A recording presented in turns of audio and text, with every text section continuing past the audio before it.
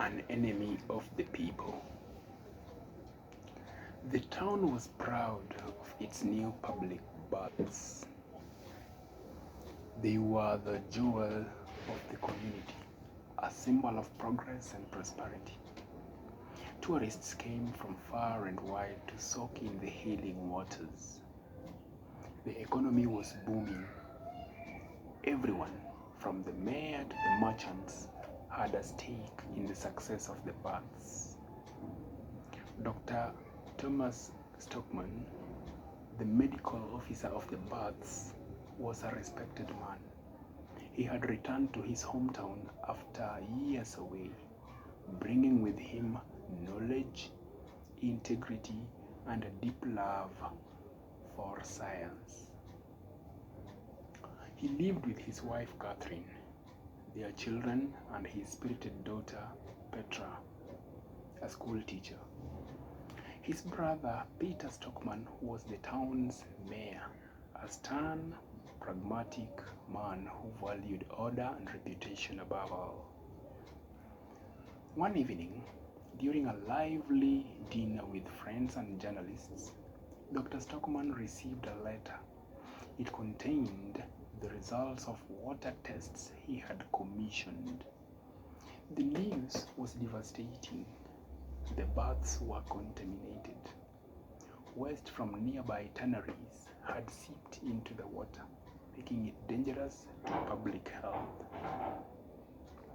The very thing that was supposed to heal people could poison them. Dr. Stockmann was shaken but resolute. He believed the truth must be told.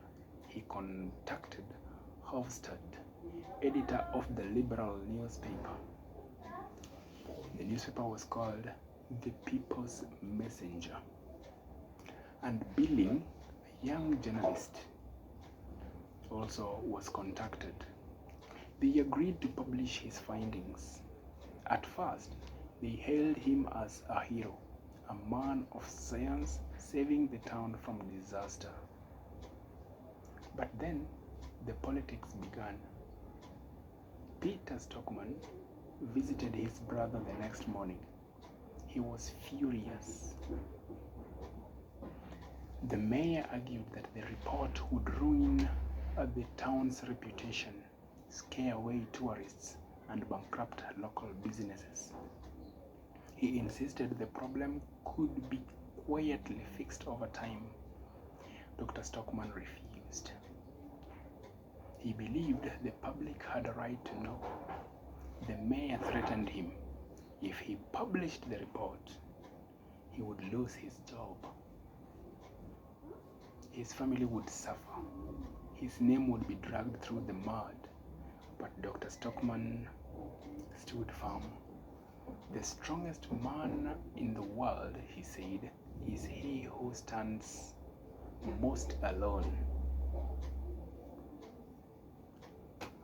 Hofstad and Billing, sensing the political fallout, backed away. They feared losing subscribers. They feared the wrath of the majority. Even Aslaksen, the printer and leader of the Small Business Association, withdrew support. The town turned against the doctor. Dr. Stockmann organized a public meeting to present his findings, but the mayor and Aslaksen manipulated the crowd. They painted the doctor as a traitor, a madman, an enemy of the people. The meeting descended into chaos. The crowd voted to silence him.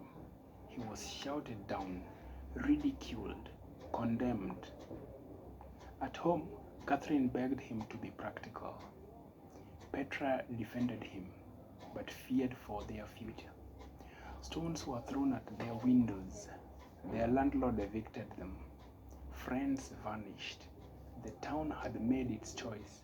Even Morton Keel, Catherine's father, and a wealthy local businessman tried to bribe Dr. Stockmann into silence. He had invested heavily in the baths and feared financial ruin. He offered to buy shares in Petra's name, hoping to tie the doctor's hands. But Dr. Stockmann refused. He would not sell the truth. In the final act, Dr. Stockmann stood alone, jobless, homeless, hated, but unbroken. He declared that he would stay in the town, educate his children himself, and continue to speak the truth. I am not afraid, he said. I have discovered that the real enemy is not the mayor, not the press, not the crowd. The real enemy is the majority when it is wrong. When the majority is wrong, that is the enemy, an enemy of the people.